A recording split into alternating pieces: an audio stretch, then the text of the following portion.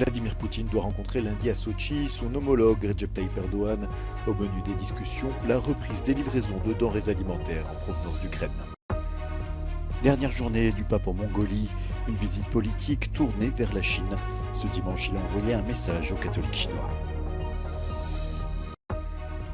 Le dérèglement climatique a frappé les enfants de plein fouet en 2022. En Afrique subsaharienne, près de 2 millions ont été obligés de fuir leur foyer. Le président russe Vladimir Poutine doit rencontrer lundi à Sochi son homologue turc Recep Tayyip Erdogan. Au menu des discussions, la reprise des livraisons de denrées alimentaires en provenance d'Ukraine. La Russie est sortie au mois de juillet de l'accord sur les céréales qui prévoyait une route sûre pour les exportations ukrainiennes. Il s'agit de la deuxième visite du président turc à Sochi en une année. Elle intervient alors que l'Ukraine a dit avoir laissé 2 nouveaux cargos naviguer en mer Noire dans un couloir maritime alternatif, malgré les risques de représailles russes. Jeudi, pendant une visite à Moscou, le ministre turc des Affaires étrangères, Hakan Fidan, a jugé essentielle la reprise de l'accord. Son homologue russe, Sergueï Lavrov, répétant quant à lui que son pays voulait des garanties de la part des Occidentaux. L'Ukraine dépend actuellement pour ses livraisons de quelques voies terrestres et d'un port fluvial peu profond, ce qui limite considérablement le volume de ses exportations de céréales.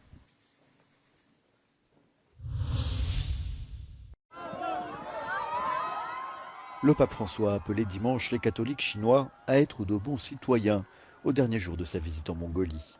Un voyage dans un pays frontalier de la Chine, lors duquel tous les regards étaient tournés vers Pékin.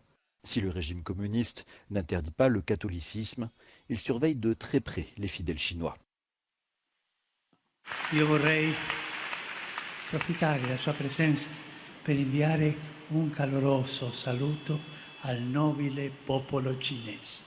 A tutto il popolo gli auguro il meglio e andare avanti, progredire sempre. E ai cattolici cinesi chiedo di essere buoni cristiani e buoni cittadini. Ces commentaires non prévus dans le discours officiel semblent marquer une nouvelle tentative du pape de rassurer le gouvernement communiste. Pékin se méfie de toute organisation, notamment religieuse, susceptible selon lui de menacer son autorité et n'entretient pas de relations diplomatiques avec le Saint-Siège.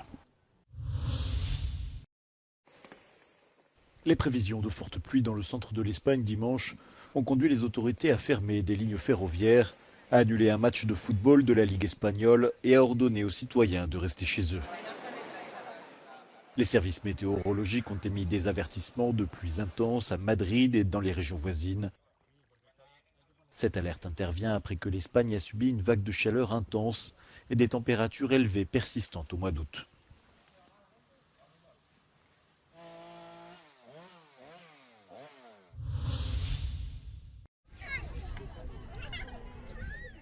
Le changement climatique est une réalité pour notre planète et les enfants sont en première ligne, alerte une nouvelle fois l'ONG Save the Children. Près de 2 millions d'enfants d'Afrique subsaharienne ont été déplacés à l'intérieur de leur pays en raison d'événements climatiques en 2022. Les déplacements forcés ont presque doublé l'an dernier, d'1 million en 2021 à un record d'1,850,000 en 2022. Selon le dernier rapport de Save the Children, des milliers d'enfants ne rentreront jamais chez eux, ayant vécu une grande partie de leur enfance dans des camps de réfugiés, avec leurs familles ou dans d'autres lieux temporaires. Malama Ouila, l'un des responsables régionaux de l'ONG, appelle les dirigeants mondiaux à changer la donne en s'engageant, mais surtout en passant à l'action. When it comes to actually implementing and providing these funds, there's been little action that has happened. So the political commitment, especially from the global north, has been lacking. We want to see more actions from these governments that have been, emitting historically and contributing largely to the climate crisis. So that's where we want to see action, more action and less talk.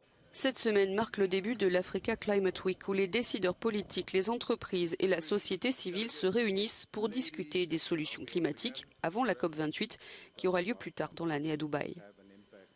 Le point de départ sera la manière de faire face aux catastrophes naturelles qui frappent l'Afrique et de tirer parti du fait que le continent a la population la plus jeune de la planète et qu'il possède les forêts du bassin du Congo, mieux connues sous le nom de poumons du monde. Is bringing on board is not just to talk about the problems, but also to talk about the solutions and the solutions in which Africa is already preferring and actually putting in place to be able to share those lessons with the entire world. Climate change is a shared risk. As we're speaking today, there are wildfires in Canada that are burning and destroying ecosystems in Canada. There are floods in Europe, in some parts of Europe and in China. Climate change is a shared risk, meaning that no one is immune, and it doesn't respect territorial integrity. It is affecting everyone, whether the people are in rich or poor countries. Because of the fact that climate change is affecting everyone, it needs everyone to be on board with the solutions.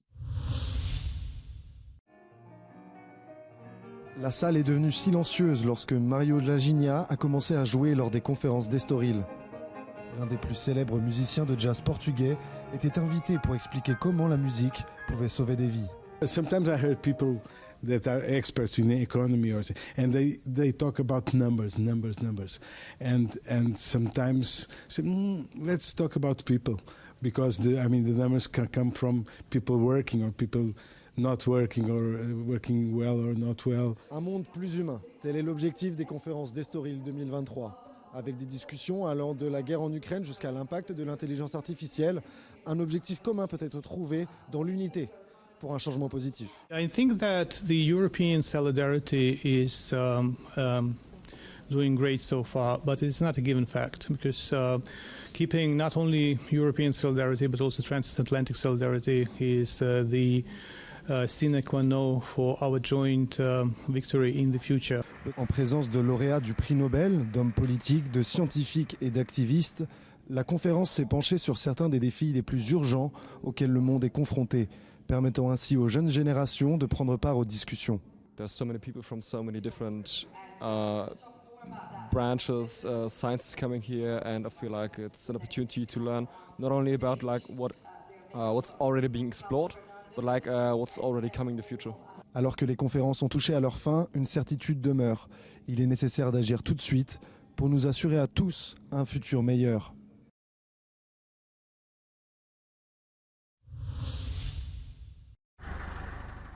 Gondoles et bateaux participent à la régate historique de Venise. Il s'agit de l'une des plus anciennes manifestations organisées dans la lagune. Elle commence chaque année par un défilé sur le Grand Canal de bateaux conduits par des Vénitiens en costume d'époque. S'ensuivent des courses d'aviron. Historiquement à Venise, ces régates avaient lieu lors d'occasions spécifiques et pour célébrer des fêtes religieuses. Mais après l'annexion au Royaume d'Italie, c'est devenu une manière de se rappeler le passé glorieux de la République de Venise.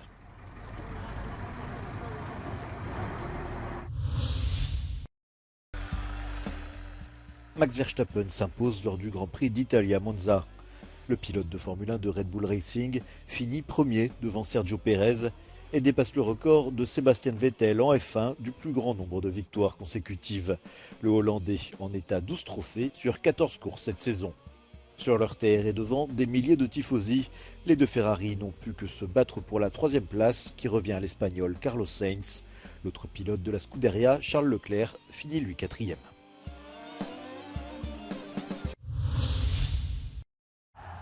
Le marché des transferts en Europe a fermé vendredi, mais le riche championnat saoudien peut encore signer des joueurs jusqu'au 7 septembre. La Saudi Pro League a dépensé 805 millions d'euros pour enrôler des stars du vieux continent, comme Neymar ou Cristiano Ronaldo. Parmi ces recrues, Aleksandar Mitrovic, récemment arrivé de Fulham.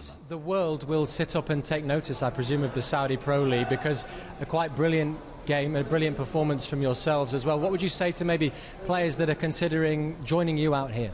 I moved myself here from one of the best Premier League, and I think this league have all things in the future next few years to become one of the best league in the world. And I think they have facilities, they have fans, they have people who love football, and I think the players will more and more be open to come this league, especially when you watch a game like this. And I think maybe this is the future of football in this country.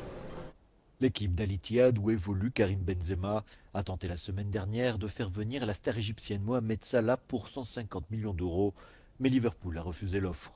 Mitrovic semble en tout cas sous le charme d'un championnat qui est encore médiocre sur le plan sportif.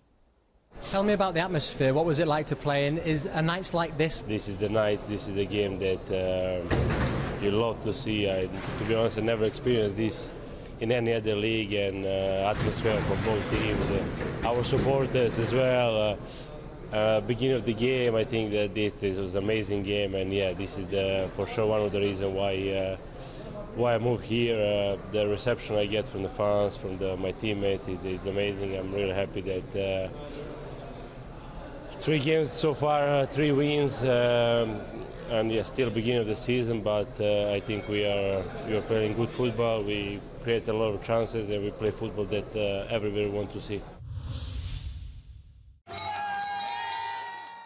Pour la première fois dans l'histoire, 2 Américains ont remporté dans les catégories masculines et féminines l'UTMB, le sommet du trail mondial à Chamonix.